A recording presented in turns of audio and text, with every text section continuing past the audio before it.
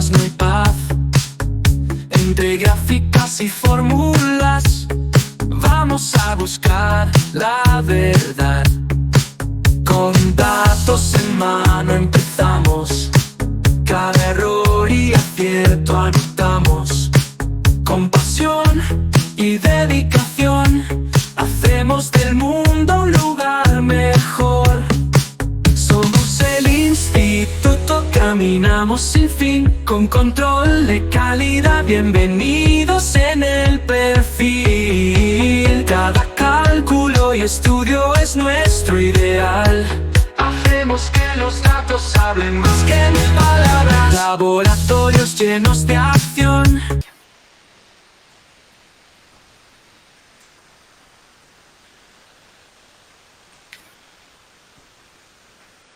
Bueno, entonces, como les había comentado, yo soy estudiante de aquí de doctorado directo de la USP y realicé una pasantía en Francia, en el laboratorio de INRIA, haciendo visualización.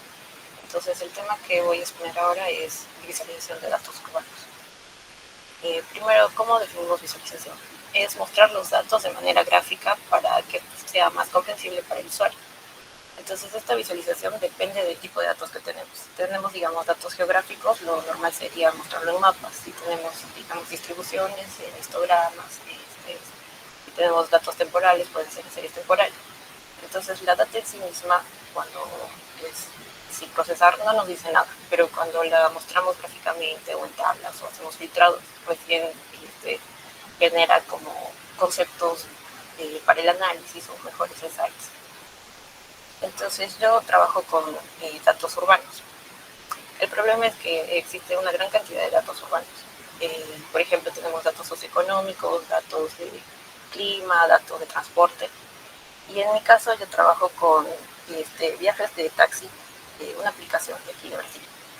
Entonces tratar de mostrar todos esos datos en una sola visualización, que sería por ejemplo un mapa, miraría como esto. Entonces no es legible para el usuario ni se puede hacer ningún tipo de análisis. Y el objetivo es tratar de limpiar este tipo de visualizaciones, hacerlo más legible y sin perder datos, porque hay un filtrado, una técnica que es la agregación de datos, pero tiende a esconder gran cantidad de datos, entonces no es lo viable. Bueno, a lo largo de mi doctorado he realizado estos trabajos que más o menos también detallan el pipeline de lo que es la ciencia de datos y visualización. Entonces, primero tengo este trabajo que es una librería de procesamiento de datos que, bueno, más que todo recopila todas las bases de la ciudad de Sao Paulo y después agrego datos de viajes de taxi en esta otra aplicación que es Ordena. Y finalmente esta otra se centra más en la visualización. En las anteriores había hecho como dashboards, pero con diferentes tipos de módulos. Y en esta más es mostrarlo de manera de mapas geográficos. Y bueno, a lo largo de estos trabajos también han habido otras investigaciones más teóricas, por ejemplo, explorar los datos estáticos o dinámicos, en la ordenación de grafos. Este trabajo en particular ganó como Best Paper este año en Ciprasi. Y bueno, también algunos trabajos sobre la predicción de clima. Entonces mi presentación se va a dividir en estas dos partes, en la parte oscura, que es computación, y la parte visual, que es la parte que ve el usuario, que es la parte bonita, gráfica, pero que no existe sin todo el trasfondo de computación, estructuras de datos, algoritmos. Entonces, primero se hace la integración de datos. Entonces, en mi caso, yo tengo datos geolocalizados, por ejemplo, de crimen, y tengo la ubicación de origen, latitud, longitud. Entonces, puedo representarlo gráficamente como puntos en el mapa. También hay puntos de interés porque también afectan en cómo se percibe el crimen, una zona peligrosa, segura. Por ejemplo, puntos de bus, iglesias, escuelas, delegaciones policiales, etc. Otro tipo de datos son los datos en distritos urbanos, que bueno, gráficamente los podríamos mostrar como polígonos, y son más los datos de censo, que son almacenados en barrios, en distritos. Y también hay datos en localizaciones particulares, por ejemplo, las estaciones meteorológicas, bueno, son esparcidas en la ciudad. Entonces, vemos que hay diferentes tipos de datos, diferentes representaciones, unos son puntos, polígonos y maps. Pero ¿cómo estandarizamos todo esto? Pues usamos la estructura de un grafo. Y cada nodo va a ser una esquina de una ciudad y las aristas son las calles. Y cada nodo también va a almacenar toda esa información como vectores de características. Entonces aquí vemos la representación de, digamos, una parte de la ciudad. Los nodos son las esquinas, las aristas, las calles, y cómo agregamos los datos a las esquinas es de este modo. Por ejemplo, buscamos 200 metros a la redonda de una esquina los puntos de ómnibus o los puntos de transporte. Y toda esa contabilidad de datos la agregamos dentro del nodo. Si encontramos, digamos, un crimen cercano a esta esquina, lo contabilizamos dentro de esa esquina. En el caso de los datos socioeconómicos, que son los de censo, si por ejemplo la esquina está dentro de un polígono, pues solo toma los datos del polígono. Pero si comparte diferentes polígonos, entonces se hace un promedio de todos los polígonos. Y bueno, en el caso de la data del clima, bueno, en Sao Paulo tenemos 3 estaciones, Baurel, Mirante e Interlagos. Entonces, para conseguir los datos de cada una de las esquinas es una interpolación entre ellos. Por ejemplo, si aquí es una zona seca y aquí una zona lluviosa, entonces los más cercanos aquí serían lluviosos, los más cercanos aquí secos, y bueno, así es como compilamos toda la información dentro de los nodos. Bueno, esas características son alrededor de 64 características en el caso de Sao Paulo. Pero ¿cómo mostramos esas 64 características en una pantalla de solo 2 dimensiones? Entonces, para eso usamos técnicas de reducción de dimensionalidad, que son, por ejemplo, el PCA, UMAP, SNE. Y para explicar qué características apoyaron más a esa reducción de dimensionalidad, usamos técnicas de Scalability. Esa es la parte de computación, y la parte de gráfica, bueno, sería usar scatterplots, las barras para la parte de Scalability. Bueno, hasta ahí tenemos los datos de la ciudad, pero el problema es más complejo cuando hablamos de datos de viajes, porque tenemos el origen y el destino. Entonces tenemos que evaluar el entorno del origen, las 64 características del origen y las 64 características del destino. Y además es importante la ubicación. Entonces el origen tiene una latitud-longitud y el destino también una latitud-longitud. Entonces tenemos 4 dimensiones, 2 coordenadas del origen, 2 coordenadas del destino. Y tenemos que mostrarlos en 2D. Y para ello usamos feedback vector, que hace una ordenación de grafos. Por ejemplo, aquí tenemos unas cuadras. Entonces vamos a asignar a cada una de las esquinas un número, pero que conserve la proximidad. Entonces podremos empezar aquí 1, 2, 3, 4, 5, 6, y así sucesivamente. Bueno, la idea es cómo evaluamos que esto es óptimo, porque podría ser 2 o 2, o sea, es un poco ambiguo. Y bueno, eso depende de cada tipo de técnica. Entonces, para evaluar esa ordenación de grafos, lo que propusimos es una métrica visual. Entonces, por ejemplo, aquí tenemos alrededor, no sé, digamos, de 2.000 puntos. Pero si los 2.000 puntos están concentrados, quiere decir que fue mejor esa asignación de números. Pero si los 2.000 puntos están como desparramados en toda la ciudad, no fue tan buena la técnica. Entonces, para medir eso, concentramos esos puntos, medimos un bounding box, que es un rectángulo que encierra toda esa cantidad de puntos, y medimos la diagonal. Esa es una métrica, lo mismo para esto. Entonces, a menor diagonal es mejor. Bueno, estos datos los podemos mostrar en histogramas, boxplots, y también de manera espacial en mapas. Por ejemplo, como les comenté, era un número a cada uno de los nodos, ¿no? Esta es la ciudad de Sao Paulo y los nodos son las. Entonces le asigna un número y también un color de acuerdo a esta barra de colores. Entonces los azules serían, por ejemplo, 0, 1, 2 y así sucesivamente. Entonces vemos como que hay como que es un cambio suave. Entonces podemos decir que la técnica fue buena, pero también hay ciertas regiones en que hay cambios más bruscos. Entonces podríamos analizar esas regiones y qué es lo que pasa en esas partes para que no haya una buena ordenación. Puede ser que hay ríos o que son distritos muy diferentes, gran cantidad de cosas.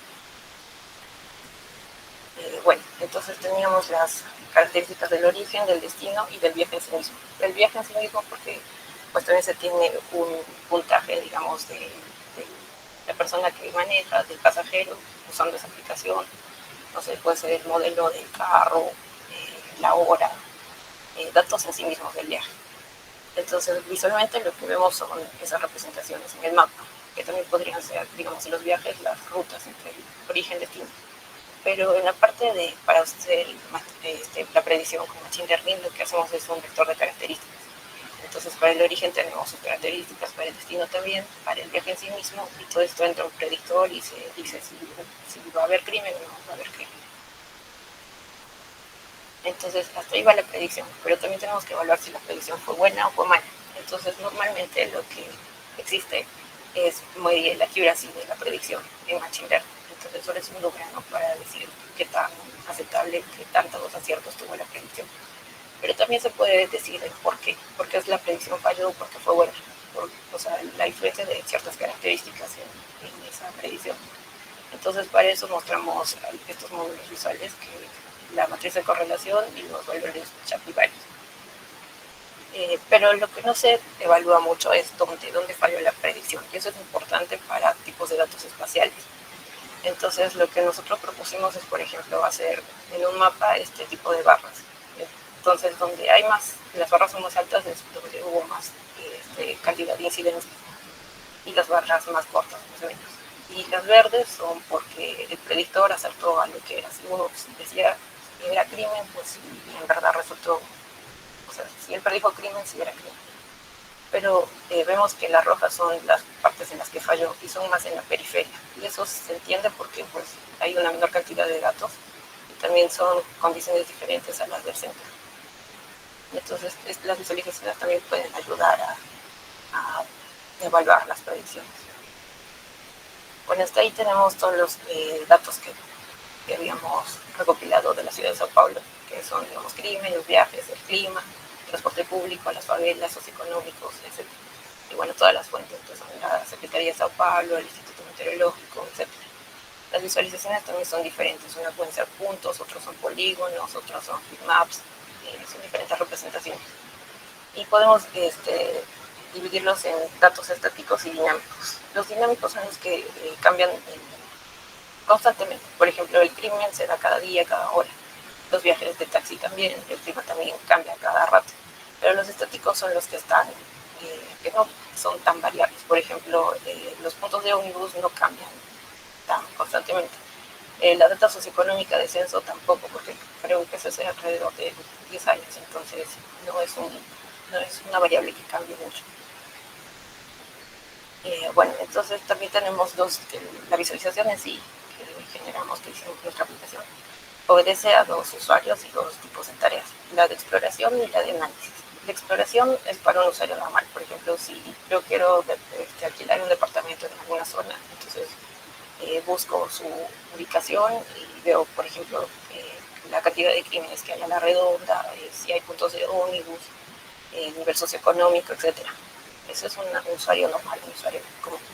Pero también la aplicación sirve para usuarios analistas de datos, porque también tenemos la parte de predicción.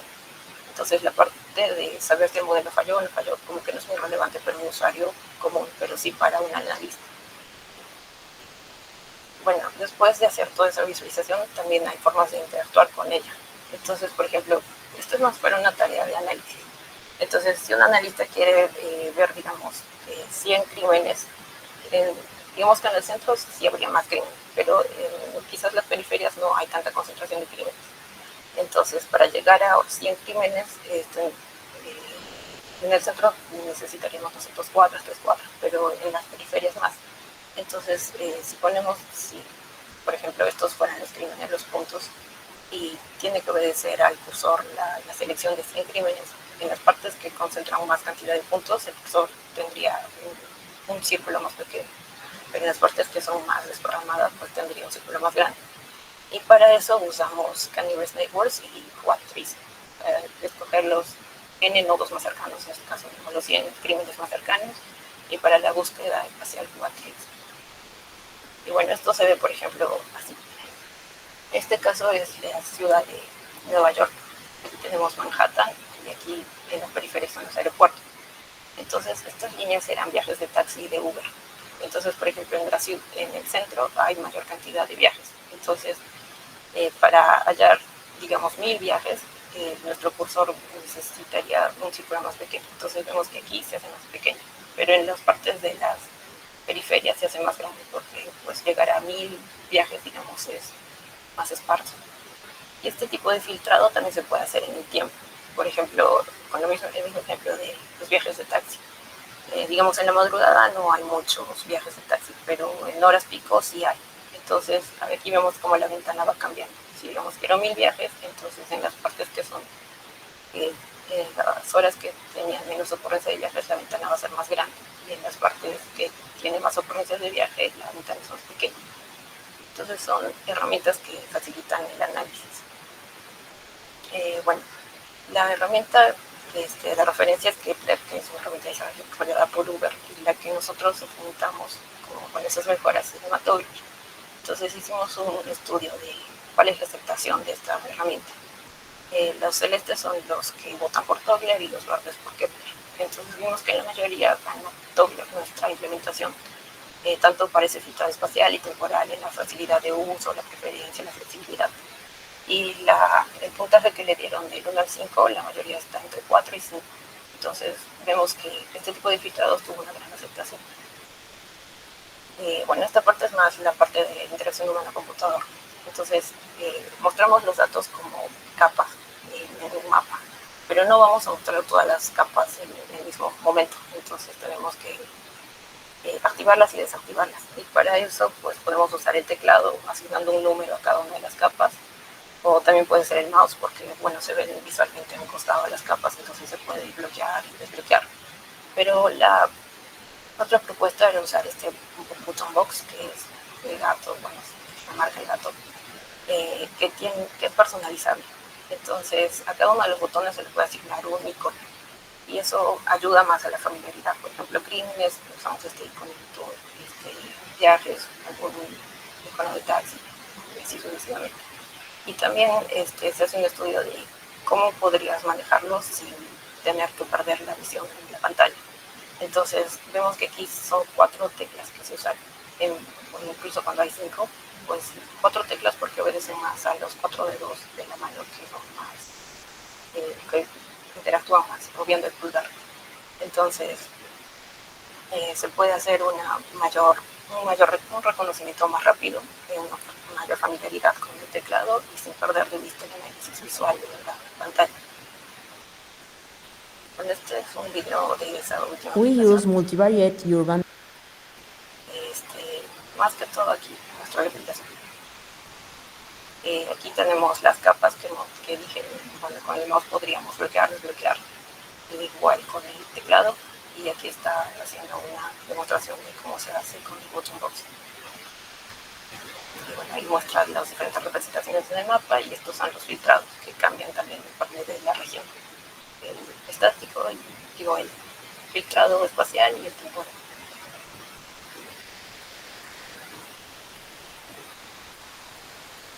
Y bueno, eso fue todo. Estos son las referencias. Las 3 primeras son trabajos, publicaciones que hice sobre trabajos en doctorado, y la última es una referencia teórica.